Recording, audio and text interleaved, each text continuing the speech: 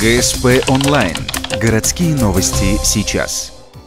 Ухтинцы вернулись с первенства Европы по тэквондо в Италии. Соревнование длилось неделю и завершилось 4 мая. На спортивной арене в городе Андрия собралось более 25 стран. Среди них Россия, Италия, Болгария и другие.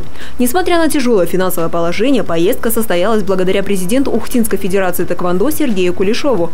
Защищать честь Отечества приехали и жители Республики Коми. Всего 5 человек. Всего за медали боролось больше 800 спортсменов. Объективно, чемпионат шел между Россией и Украиной. Может быть, вмешивалась еще Болгария, Греция, такие серьезные сборные. Ну а в остальном европейские чемпионаты, они, что говорят, духу не хватает.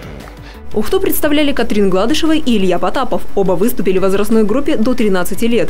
Катрин вышла в финал и заняла 2-е место, уступив только девушке из Волгограда.